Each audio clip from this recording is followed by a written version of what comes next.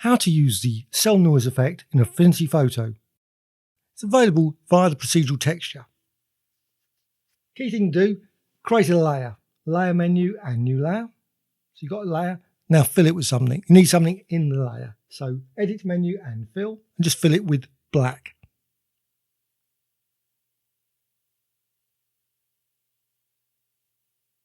Click apply. Now you can use the procedural texture via the filter menu, perfectly reasonable, but that will just be one-off effect. So you just apply it and that's that. You can't change it unless you go and undo to get rid of it. But the great feature is the layer menu and new live filter layer, and you can always remove layers. Now the effect can be found in colors and procedural texture, and the cell noise is a function within that. You've got little presets, you've got all these presets. Now, I've already created it, this function and equation. So there's the equation, and I'm going to put that in the description so you can see it there. See, I'm not going to type all that out. It's just quicker just to have it there available. And that's for the red, green and blue channels.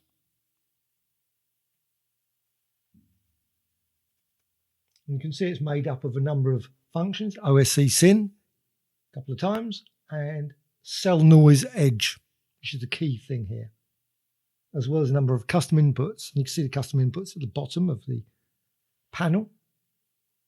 And you can find out more about the cellnoiseedge, as well as dist, etc., via the Affinity Photo help. There's not much information about those, but lots of the other functions anyway. You can see more about them. And also the parameters that can be used, the smoothness, etc. And also you can see RX and RY in there. That's the relative X and Y. You can move the layer around. You can see I've got a number of custom inputs like A, B, C, etc. I would suggest A you keep fairly large, 80, 90. You can reduce it. If you make it too small, it becomes a bit hard to see. And they don't have to be the same. I've obviously got 80 and 80, but it doesn't have to be that. It could be 20 and 50. And the functions and the equation can be changed. You don't have to keep it as is. And there's a lot of other oscsin functions that you can use as well. So you can modify it. You can also go for the cell noise dist instead of edge. Up to you. And you've got C. You can see that's a multiplier for the cell noise. You can change that. Move that up and down just to vary the end result. So a lot of these, just by changing some of these custom inputs, you can create a variety of different designs. Very quick and easy. And they're all layers, so you can always go back to them and modify it at any point. And also you can combine it using blending modes with other filters as well. So you can set the D value, say 0.3, 0.4, 0.5, etc. Likewise, the E, you can set that value as well. So just experiment, just try out different values to create some very unusual effects. And of course, once you've got the actual initial equation, you obviously will have to create these custom inputs. If you just put the equation, these custom inputs are not generated. Simply go down to the bottom with the R and create the A, B, C, D, E for each of those and set the values up, something like shown here. And you can vary them, say make it like 10 for the E value. Now, don't ask me what the custom input was for the parameter for that. But again, that's some information you can find in the Affinity Photos procedural texture help. And you can also vary them. You can add other custom inputs as well to that. You can make a variety of changes. You can copy the entire equation and plus make multiple copies of it and then add additional functionality to each of those, or maybe use different functions. Also, you can see I've also got constants in there as well, which can be varied as well. Quite an interesting set of designs. Now that's F. You can vary that as well. Go up and down, just click up, down, and you can try out what you get. If you go for like very low value, 3 there, you get very, very thin lines. So you can create a vast number of designs simply by just changing those custom inputs. And this is for the red, green, and blue channels. So I'm going to show you in a few minutes. You can also do it for red channel, green channel, and blue channel. It doesn't have to be for all those. You can do it for the red and green channel and leave the blue channel. Maybe have a different set of functions for the blue channel.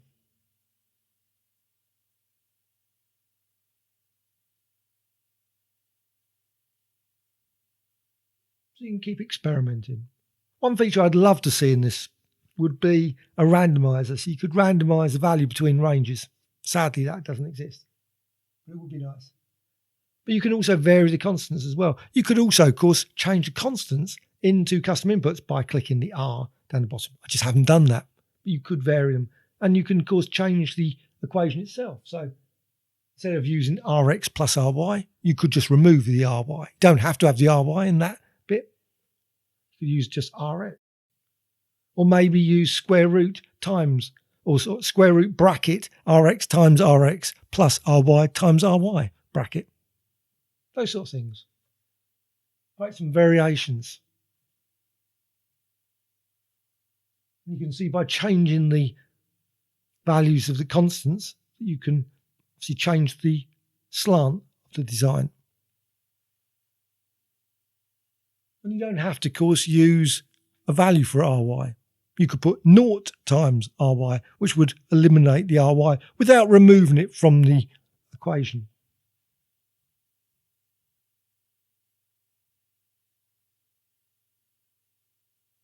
And that doesn't change the preset. So the preset is still as before. So if you go back to the preset and set that, that will just refresh back to what it was before.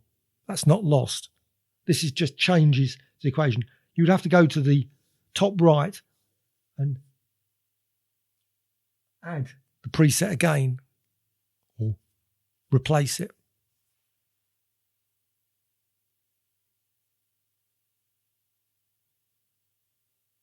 What you can do, you can select the entire lot and copy it. And then you can go down, and I'm using R, G, and B. There you can see the R, G, and B. That's for the red, green, blue. What you can do is go to the little plus there. So you can add additional, there's a little plus there. Click that twice to add a green and blue channel. Obviously not a green and blue channel until you make them that. And just deselect the blue and deselect the G over to the right, and also go to the green, that channel, click that, so that becomes the green channel, deselect the A and go to the B there, select that. So now it is red, green, blue. At the moment, green and blue are 0. What you can do then is, of course, paste in the equation, and it becomes exactly as it was before. But you can then add some variations to the green and the blue to make them different from the red. You could create custom inputs, different custom inputs for the green and the blue. Obviously, it makes a lot more custom inputs to keep track of. And of course, you could give better names than A, B, C, D, E, etc. You could call them red underscore this or red underscore that. And again, what you can do, you can vary the constants as well. You can always add new custom inputs by clicking the R, H, and an I. At the moment, of course, when you create them, they're created with 0. So you can set them to say 0.2 or 80 or 70. So now you can go up to the equation for the green channel and change the A and B into H and I. So you can vary the green channel from the red channel.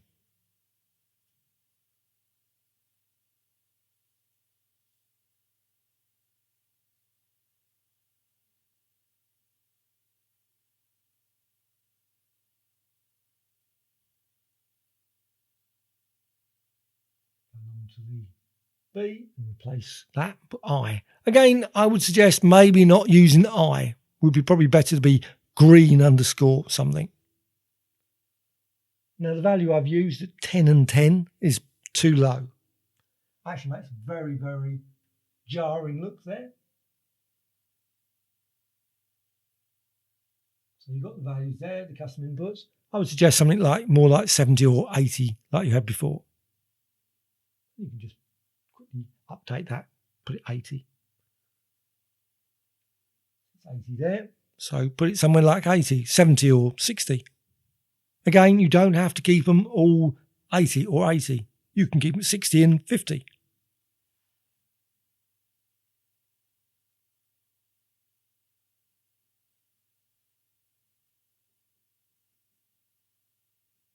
As soon as you do that, you can see the design goes back to as before. You can now use the up-down sliders, up-down controls, the side, and just move up and down the value. You can see the colour effect generated then. So you can vary it in numerous ways to create all kinds of very unusual colour effects with your design. You can also create a preset by going to the top right and just storing it, or replace the preset.